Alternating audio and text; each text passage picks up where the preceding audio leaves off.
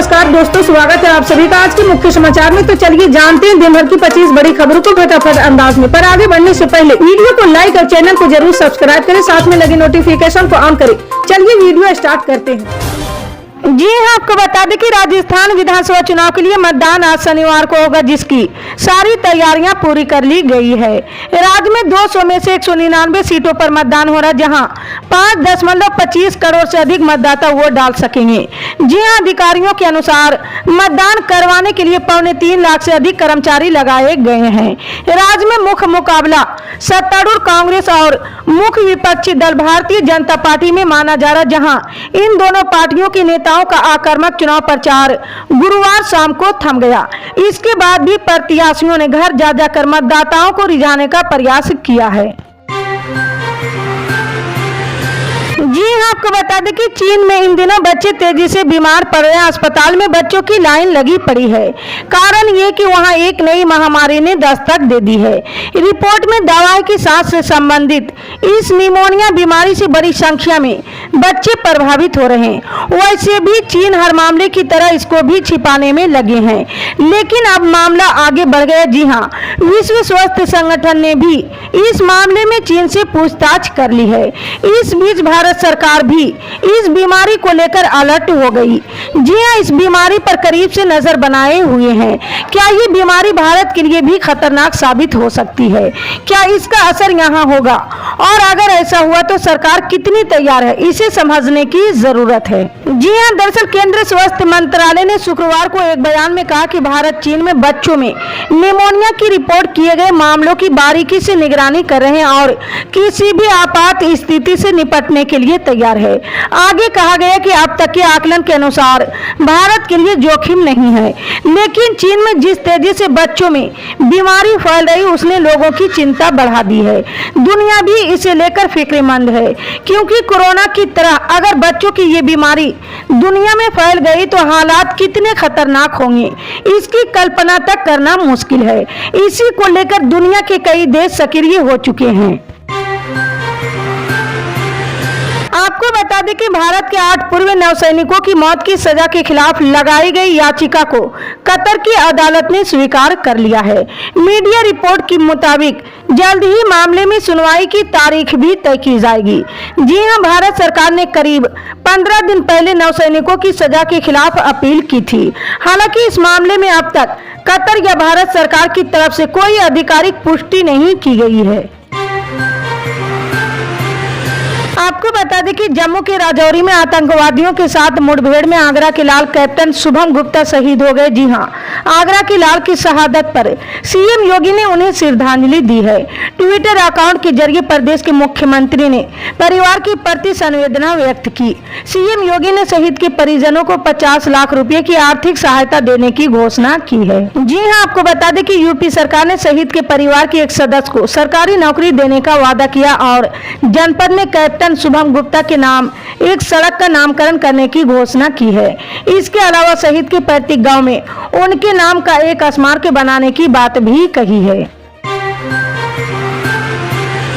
आपको बता दें कि केरल के कोझिकोड में फिलिस्तीन के समर्थन में रैली हुई। जी हां, ये रैली गुरुवार 23 नवंबर को केरल प्रदेश कांग्रेस कमेटी ने बुलाई थी।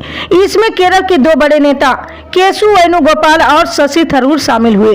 जी हां, रैली में प्रदेश कांग्रेस के कई नेता और कार्यकर्ता भी मौजूद थे। जी हां, इसमें केशु वेणुगोपाल ने कहा कि आजादी के बाद कांग्रेस सरकार ने हमेशा इजरायल के हमले का विरोध किया।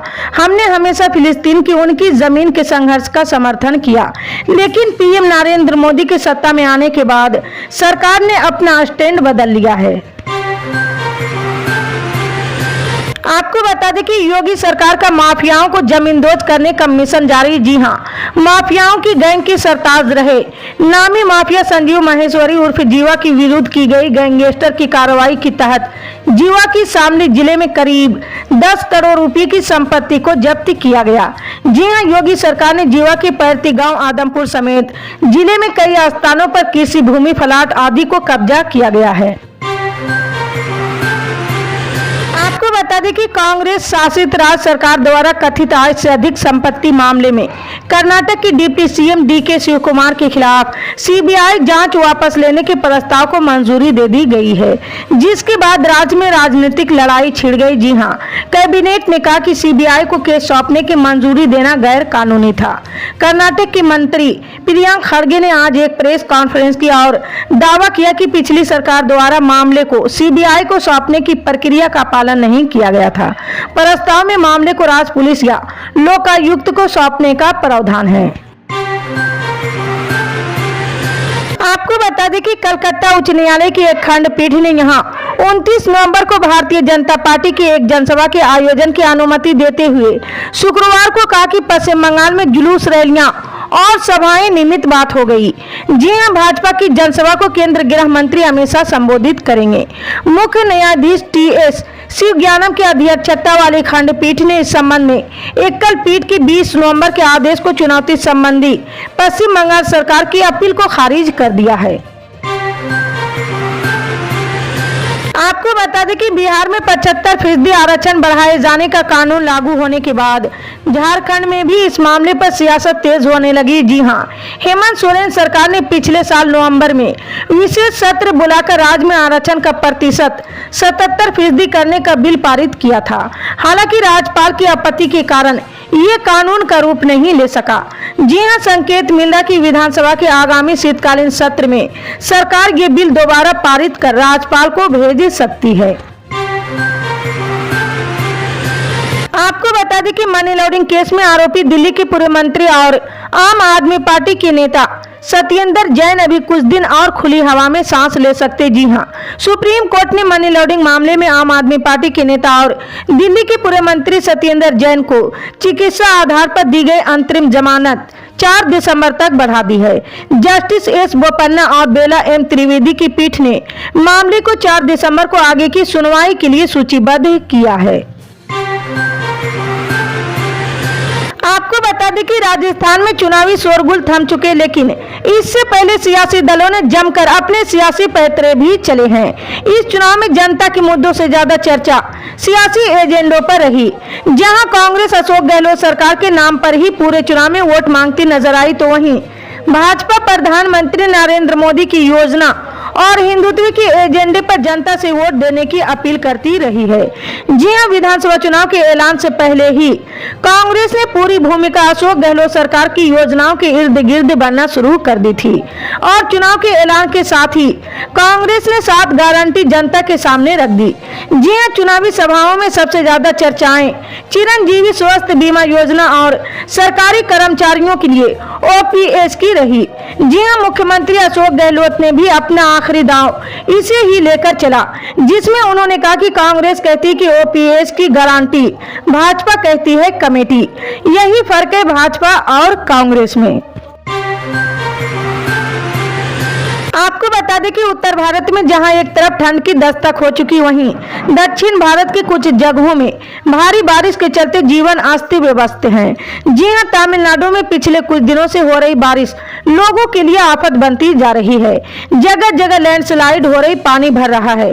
भारी बारिश के चलते कुछ इलाकों में स्कूल भी बंद कर दिए गए हैं। जी हां, नीलगिरी जिले में कुन्नूर मेट्टीपालयम राष्ट्रीय राजमार्ग और कोटगिरी मेट्टूपालयम राजमार्ग में 10 अलग अलग जगहों पर लैंडस्लाइड की खबरें सामने आई है। इन 10 जगहों पर मरम्मत का कार्य चल रहा। वहीं नीलगिरी जिला कलेक्टर एम अरुण ने कुन्नूर और कोटागिरी की सभी प्राइवेट और सरकारी स्कूलों में आज यानी 24 नवंबर को अवकाश घोषित कर दिया है। आपको बता दें कि उत्तराखंड के उत्तरकाशी जिले की सिलकियारा सुरंग हादसे में फंसे मजदूरों को निकालने का अभियान का आज शुक्रवार को 13वां दिन है। ऑपरेशन आखिरी चरण में है। इतने दिनों से सुरंग के अंदर फंसे मजदूरों की दिमाग पर भारी स्ट्रेस है। जी हां, ऐसे में बचाव अभियान के आखिरी चरण में मनोवैज्ञानिक चिकित्सकों की सुझाव पर इन मजदूरों तक लूडो और ताश के पत्ते भेजने की योजना बनाई है, ताकि अंदर खेलकर मजदूर थोड़े रिलैक्स हो सके। इससे उन्हें मानसिक मजबूती मिलेगी। आज बचाव अभियान का आखिरी दिन हो सकता है। जी हां, सभी मजदूरों को निकालने के लिए एनडीआरएफ ने पहले से ही रिहर्सल कर लिया है। आप आपको बता दें कि प्रधानमंत्री नरेंद्र मोदी को पनौती कहे जाने को लेकर कांग्रेस नेता राहुल गांधी के खिलाफ चुनाव आयोग ने नोटिस जारी किया है। इस पर बीजेपी और विपक्ष के बीच जुबानी जंग तेज हो गई। जी हां, इस बीच अब राष्ट्रवादी कांग्रेस पार्टी की सांसद सुप्रिया सुले ने राहुल गांधी को एक योद्धा करार दिया है। जी हां, गुरुवार को उन्होंने कहा कि प्रधानमंत्री नरेंद्र मोदी के खिलाफ टिप्पणियों को लेकर निर्वाचन आयोग द्वारा जारी नोटिस का वो ईमानदारी और सम्मानजनक ढंग से जवाब देंगे। जी हां, राहुल गांधी ने एक चुनावी जनसभा से पीएम नरेंद्र मोदी को पनौती, जेब कतरे और बड़े-बड़े उद्योगपतियों की कर्ज माफी करने वाला करार दिया था। इन टिप्पणियों के लिए राहुल गांधी को चुनाव आयोग ने कारण बताओ नोटिस जारी किया है। जी हां, चुनाव आयोग ने उनसे कल शनिवार शाम तक जवाब देने को कहा है।